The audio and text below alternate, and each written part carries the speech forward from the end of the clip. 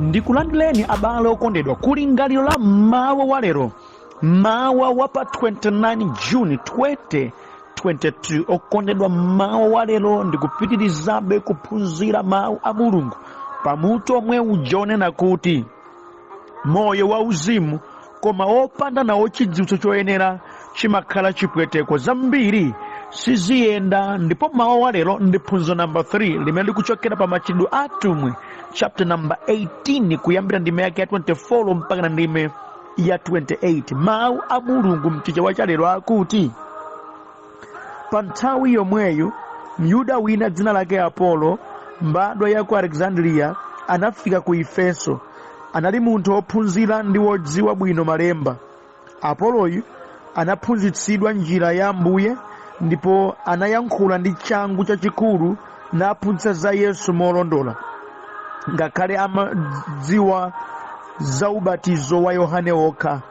Iye anayamba kuyankhula msunagoge molimba mtima. Pamene Prisila ndi Akula anamva, iwo anamuyitanira ku nyumba yawo ndipo anamufotokozera njira ya Mulungu molongosoka bwino. Pamene Apolo anafuna kupita ku Akaya, abale anamulimbikitsa nalemba kalata kwa ophunzira kumeneko kuti amulandire. Atafika kumeneko anathandiza kwambiri amene anakhulupirira mwachisomo, pakuti iye anatsutsa Ayuda mwamphamvu pamaso pa anthu natsimikiza kuchokera m'malemba kuti Yesu ndiye Khristu. Ameni. Okondedwa, mawu a Mulungu amene tawerengawa titsogozedwa ndi kulingalira konena kuti kukhalako ndi chidziwitso cha mbali imodzi komanso kuchita bwino zinthu mbali ina kusamakupangeni kudzimva kufikapo kuti simungathenso kuphunzira kwa ena. Ameni. Kuti inu zina mmazidziwa, kuti inuyo zina mmachita bwino, kuchita bwino kwanu ndi kudziwa kwanu kwa zina kusamakupangeni kuti muyambe kudzimva kufikapo nadzipatsa muyeso ndi mulingo onena kuti sindinu oyeneranso kuuzidwako zinthu, kapena sindinu oyeneranso kuphunzira mwa ena, kapena sindinu munthu amene wina akhoza kuuzani zochita inu yomwe akhala pothera. Musamatero. Okondedwa, nthawi zambiri makamaka anthu akamachita bwino magawo ena akakhala kuti ali mchidziwitso, zikakhala kuti zikuyenda mbali imene amadziwa koyo, mchidule kwambiri kuyamba kudzimva kuyenerera, kuyamba kudzimva kufikapo, kuyamba kudziona kuti inuyo basi mpothera, ndipo palibe ndi munthu ngakhale mmodzi amene akhozanso kukuuza ndi zochita. Kuteroko nkulakwa. Anthu ambiri atayamba kuchita bwino, anthu ambiri odziwa ndithu zinthu zina adafika polakwitsa magawo enanso popeza kuti atayamba kudziona akuchita bwino, atayamba kudzimva kuchita bwino, adayambanso kudzimva kuti afikapo. Mwa ichi samalabadanso za mawu ena kapena ulangizi wina kapena kuunikiridwa kwina kulikonse kumene wina samatha kuapatsa. Mwa ichi adawomba nazo ngolo ndi kuyamba kutsika. Ndichenjeze kwa nonse abale wanga amene muli ndi chidziwitso mbali ina, amene mukuchita bwino mbali ina. Kuchita bwino kwanu ndi chidziwitso chanu zisakupangeni kuyamba kudziyenereza nafika pa mulingo wakuti simungathenso kumva kuphunzira kwa anthu ena. Ayi, musambe matama chonde, khalambeni wanthu odzichepetsa. Ameni. Nthawi zina Mulungu amalola kuti mudziweko zochepa ndi kuti mukadzichepetsa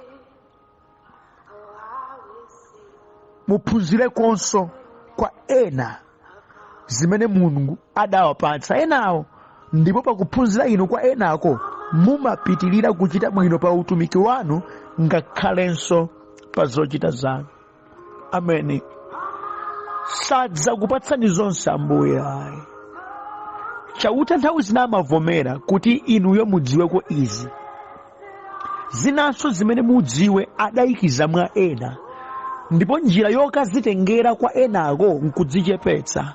Mwaichi ngati simungathe kudzichepetsa, simungathe kuzitenga zimenezo, mukhalabe nkachidziwitso komweka, ndipo zambiri sizikuyenderani chifukwa inuyo mwadzipanga kukhala odziwa zokhazi. Ndimati ndikuwuzeni abale wanga kuti kuphunzira kwa ena sikuluzayi, zimadzangowonjezera zimene iwe uli nazo kale, kuti upitilirebe kuchita bwino, kuti upitilirebe kudziwa zambiri. Ndikampenanu nonse abale wanga amene mwina mumadziyesa ngati mudadziwazo zokhazo, ayi, ziliponso zina zimene mwina Mulungu sadaululire inuyo, adaululira ena, ndipo zinthuzo zimadaululira enazo nzofunikanso kwa inu. Koma njira yoti mukazipezere pamene inu mwakhalanso pansi, chidziwitso chanu chimene munachokalecho munafunikabe mukhale pansi ndi kuphunzirako kwa ena, ndipo muonjezere chidziwitso chokuti kuchita bwino kwanu muutumiki kapena pa zochita zina kupitirire. Ambiri amene amadzitsekera kuti sindingaphunzirenso wina aliyense eneyo, zomwezi zakwana, ndithudi ngakhala ngaonetse kuthekera, koma simmene kudakakhalira adakaphunzire kwa ena, bwezi ali patali. Tinawo ambiri okondedwa amene amachitadi bwino pakagawo kena, komano ena amati akaona amati awa akadati amadziwanso izi, bwezi kuchita bwino kwawo kutapitirira. Musadzitsekerezere kuchita bwino kwanu okondedwa ndi moyo wamatama, ndi moyo wodzimva, ndi kusafuna kuphunzirako kwa anthu ena, ayi, musatero okondedwa. Zimangochitika abale wanga kuti ambiri achidziwitso chochepa amakhalanso amakani, ndipo safuna kuphunzitsika.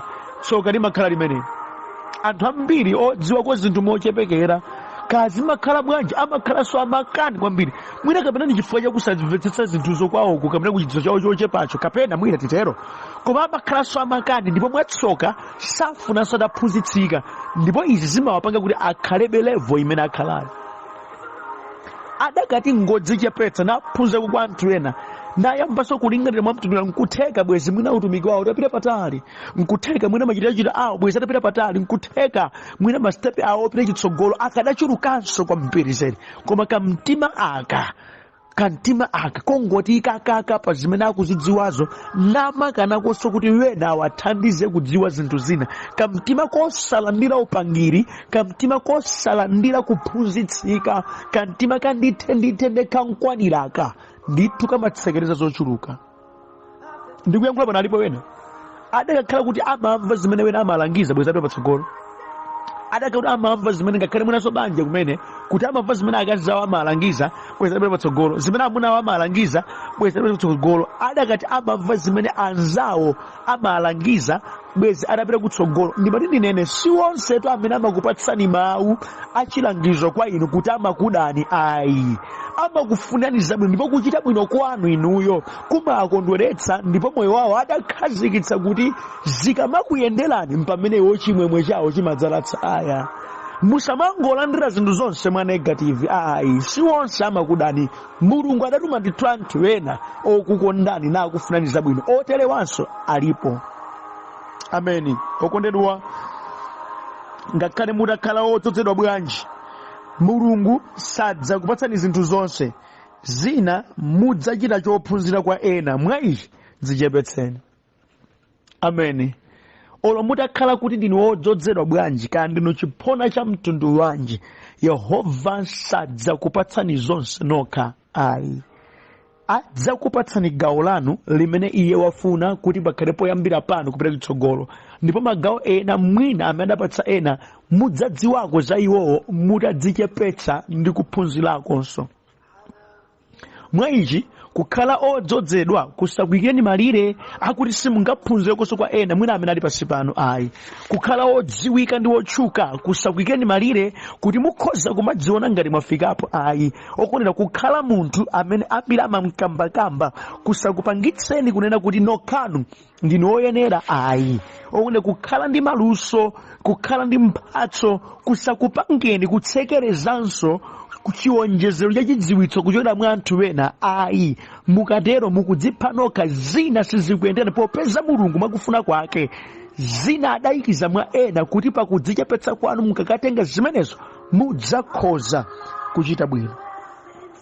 Ameni. Mawu a Mulungu amene tawerengawa, mtumiki wa Mulungu Apolo wolalikira bwino, ophunzitsikanso njira ya Ambuye, munthu amene amataka ima ndi kupantha gosipelo zimamveka. Adafika ku Efeso nayamba kuphunzitsa, nayamba kulalikira. Mkatikati mwa gulu lolalikiridwa munali Prisila ndi Akula amene kwa nthawi yayitali adakhalaponso ndi Paulo, amene adaphunzira konso zoza mazina kwa Pauloyo. Adamumva Apolo akulalikira, akupantha uthenga molongosoka ndithu. Komano pa nkhani ya ubatizo amangoyima pa nkhani ya ubatizo wa Yohane wakulapa machimo osafika pa chidzalo cha Mzimu Woyera. Iwo adaona kuti mkulu iro achita bwino ndithu, ndipo zimene akambazi nzoona ndithu. Koma anafunikanso atadziwa izi kuti anthu amene alapa mtimawa anafunikanso akhale anthu odzazidwa ndi Mzimu Woyera, kuti machitachita awo pa uzimu akhoza kumaoneka. Sadafune kungomusiya choncho ayi, adamuchitira chaulemu namuyitanira ku nyumba kuti akacheze naye, nayamba kumfotokozera, mkulu muchita bwino kwambiri. Ife tuli kumatu Paulo adatiphunzitsa konso izi. Adikaya ndamva podi ndatero nadziwanso zatsopano kuchokera kwa anthu ena. Pali zingapo zimene ndafuna kuti mmawa wa lero kuno tikalingalirapo. Choyambirira ndikunena kuti munthu wina aliyense amakhala mpoyambira pochitira zinthu. Apolo mwakuphunzira kwake anali nacho chidziwitso cha gawo lina, ndipo chimene chimumtima mwake amazitenga zokwanira kuchita nazo bwino ndi kumatumikira uthenga, wosadziwanso kuti kuli mbali ina imene iyeyi sadayidziwe. Amachita mokhulupirika ku mbali yake imene amayidziwa. Now ino abale wanga amene mukudziwa ko mbali imodzi ya zinthu zina zake, khulupirika mbeni mu mbali imeneyo, koma musayime pomwepo, mukhale nakonso kulakalaka kwa kudziwanso za mbali zina zimene mwina zili mwa ena inu simuzidziwa. Munafunika muteronso. Izi zimakupanga munthuwe kuchita utumikiwo osati ndi matama ayi, koma ndi kudzichepetsa konse, popeza sudafikire pakudziwa zonse. Alipo wena amene amadzitenga kuti iwo adafika pothera. Ayi, mwalakwitsa. Apolo sikuti kulalira kwake amakamba kwa ndithe kuti ine ndimadziwa zonse. Amachita zimene iye akuzidziwa, zimene adaphunzitsidwa, zimene adazipeza kuti zoona, koma ngakhale kuti mbali ina samayidziwa. Ameni. Ndikuyankhula ndi anthu amene mwinaso pakudziwa kuti amadziwa kozochepa amalekeratu satumikirakonso. Ayi, musatero. Chitani gawo limene mukulidziwa, chitani mbali imene mukuyidziwa. Mbali inayinso mukulakalakabe kuphunzira. Ameni. Mukulakabe kuphunzira. Gawo lachiwiri ndi Prisila ndi Akula. Pokhala iwo achidziwitso chokulirapo choposa Apolo, sadayese ichi chikukhala chinthu chomunyozera ndi kumudererera. Ayi. Masiku athu anokondera wina akadziwa kokena uposa mzake kamakhala ngakonyadira koma komuchititsa manyazi. Uyu anali man of God, anali kutsogolo kwawo, anali wophunzitsa, koma no kuphunzitsa kwake kumasowekera element ina imene awawo adayidziwa ndipo ndiyofunika. Sadafune kumuyalutsa pagulu. Ayi, adamchitirabe chaulemu namtengera ku nyumba kwawo ngati mlendobe wolemekezeka. Chimene akuchita Prisila ndi Akula ndi chikondi chozama chofunikanso masiku athu ano, kuti tikaona wina wake amene mwina alinzo chidziwitso chochepa timthandizire kuti afike patsogolo. Ine ndimadabwa anthu ambiri amene amatchula dzina la Ambuyeyi m'malo mofuna kuthandizirana amakonda kuyima mu zotisiyanitsa. Ife timadziwa motere, ife timadziwa motere, ife timadziwa motere. Kodi okondedwa, cholinga chathu simesa nchimodzi chakufalitsa dzina la Yesu Khristu kuti ndiye mpulumutsi? Kodi cholinga chathu simesa nchimodzi chakuti anthu alape machimo napita kumwamba? Nanga tilimbana chifukwa chiyani? Ngati mupeza wena ali nchidziwitso chochepekerako, yambanaoni ubale kuti mufike powafotokozera zoyenererazo. Zizikupwetekani wena akamachita chinthu mwachidziwitso chochepekera, zizikuwawani wena akamachita chinthu mopotoka, koma muzikhala ndi mtima ndithu ofuna kuwathandiza. Ndi zoona monga ndakamba kale kuti aliponso wena achidziwitso chochepa komanso amakani kwambiri ndi osafuna kuphunzitsika, oterewa vuto likhale lawo. Koma mbali yanu musakhale muudani ndi wina aliyense. Amene ali kingdom minded amafuna kuti anthu akhale pansi pa ulamuliro wa Yesu. Amakondwera abantu akamachita za Yesu. Prisila ndi Akula akuonetsa mtima wotere, wofunira wina zabwino, okumpatsa choyenerera kuti munthuyo akathenso kupitirira pa utumiki umene ali nawo. Zimangokhumudwitsa mupeza kuti atumiki okhaokha koma akambirana zoyipa, atumiki okhaokha koma akudetsererana, akutchingatchingana, akukhala ngati mpikisano. Ayi, zakumwambazi sizimafunika kutero. Priscilla ndi Akula akuonetsa moyo weniweni wa ana a Mulungu, kuti ngakhale wina adakhala ndi kuchepekera kotere, mumthandizire kuti akafike pena. Kugawana za mawu a Mulungu zikolakwika. Materials kumagawana kuti winanso zimthandizire kudziwanso ndi kupita patsogolo sizolakwika. Ayi, ndi zofunikira. Simungathe kukhala nazo nokhanokha. Ayi, bwanji mumpatse iye amene ali ndi kuthekera kotero kuti akamapita nkumauza anthu ena zipindulira anthu ambiri. Priscilla ndi Akula akundigwira mtima kuti iwo sanalalalike monga mmene Apolo analili, koma anali ndi chidziwitso. Mwa ichi adatenga chidziwitso chinampatsano Apolo kuti pamene iye adzikayima m'mapulatifomu amene ali nawo adziuza anthu zowathandiza. Nkunena kwina nkuti Priscilla ndi Akula adatumikiranso mwamphamvu kudzera mwa Apoloyo, chifukwa adampatsa choyenerera chomuthandizira kuti apereke choonadi kwa anthu. Achulukirenji anthu amene amati ngati siwo ndiye kuti palibenso amene achiteso. Mwa ichi zimene adakapatsa ena amene ali nkuthekera nadzo zikanapindulira ngakhale mpingo wa Ambuye, iwo amanyada nadzo, amangoti chete. Kumalola zinthu zizionongeka pamaso pawo, iwo alipe ngati sunduchita ndine asingirenso ndi wina aliyense. Nkobwino zionongeke ingakhale ndili pomwepo. Ayi, mtima wa usatana otere sizingayende. Kwachepa nkudziwa za Mulungu zimayenda bwanji. Ameni. Gawo lino okondedwa ndi limene Apolo akuonetsa gawo la kulandira, kuphunzitsika, ulangizi. Ndi man of God kale, akutumikira kale zogwiranso mtima, koma pamene adauzidwa konso ndi wena za machitidwe atsopano ndi chidziwitso chatsopano, Malemba sakuti ndipo Apolo anakwiya kwambiri nadziyenereza. Anali ndi mzimu wophunzitsika, omvera ndi odzichepetsa. Achepelenja atumiki achauta lero amene aliso ndi moyo ngati umenewo, moyo odzichepetsa wakumvako za ena, ngakhale banthu osatchuka, kuti akhoza kukupatsako ulangizi, kuti akhoza kukuunikira, kuti akhoza kukuthandizira, kuti akhoza kukulimbikitsa pa ulendo wako wa utumiki ndi kuchita za Ambuye. Okondedwa, Apolo akuonetsa moyo wabwino kwambiri, olandira, moyo ophunzitsika. Mukudziwa chana abale wanga, utumiki umene adatipatsawo ndi utumiki ofunika kuti anthu tidziwuchita ndi kudziyepetsa konse. Andi wina aliyense akamauchita motsogoza chikondi, motsogoza kudzichepetsa, motsogoza kumvera Yesu Khristu, matumikiridwe athu sakhala ovuta pakati pathu. Ayi. Abale anzanga amene tchula za Yesu Khristu mona mtima ndi kutumikira, titengereko bwanji chitsanzo cha Apolo chakulola kuthandizika konso mbalina. Musadziyenereze ngati mumadziwa zonse. Ayi, koma mukhale munthu wakulandira konso mbali ina imene simuchita bwino, kuti mupeze nzeru zina zakuti mukhoza kuchitira bwino, ndi kuti utumiki umene Ambuye adakupatsani ukafikire banthu zikwizikwi. Ndipo mukaonetsetsa muzonsezi, opindula ndani? Opindula ndi Mulungu mwini wake.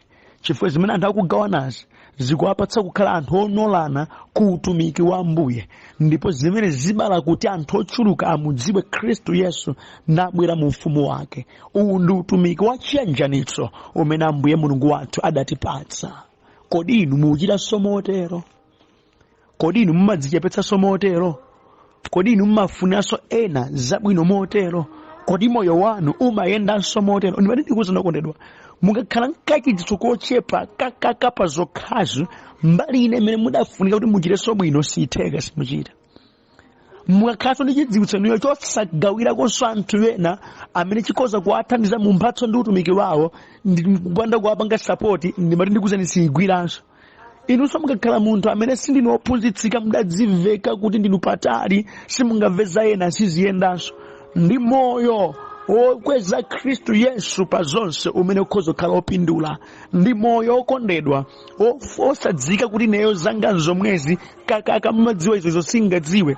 Sutithandiza. moyo ofuna kuphunzira zolondola zophunzirazo zotithandiza kuti patsogolo ndi zimene zingapangitse kuti kukula kwa utumiki kutheke. Ndi moyo okondedwa wakulandira zimene wena akutibuza kuona konso wena ofunikira zimene zingatipange kupita chitsogolo. Mulungu twayembekeza zimene kuti ziyende, koma uzimu opondana-pondanawu ndi uzimu wamdierekezi. Ndekuti ngati tikupondana-pondana tikungovomera kuti tizikhala anthu ogwiritsidwa ntchito ndi diabulosi, koma iwo otumikira Ambuye amatere. Tamvani kumapeto kwa nkhani imeneyi, Apolo adasuntha malo napita dera lina, kumeneko adakachita tsopano ndi mphamvu ndi chidziwitso cha mbali zonse, popeza adathandizidwa konso ndi Prisila ndi Akula. Malemba akuti adatsutsa Ayuda mwa mphamvu zedi ndi mawu a Mulungu, chifukwa adawunikiridwa konso magawo ena. Zimamazidziwa zidawonjezekerekanso ndi zimene Apolo ndi Akula, zimene Prisila ndi Akula adampatsa, zinampanga Apolo kukhala more giant than before. Mukudziwa chani? Zimene wena amakupatsani, amakupangana zo support, zimakupangani niwe kukhala wamphamvu zedi napangitsa moyo wanu kupita kutsogolo mosavuta. Bwanji mtima wanu ukhale wotere, onga ngati wa Apolo, onga ngati wa Prisila ndi Akula, pamene titumikira Ambuye motere. Mawu abwino, Ambuye akudalitseni pamene mulingaliranso za mmene mukuchitira pa moyo wanu wauzimu. Madalitso kwa inu. Amen.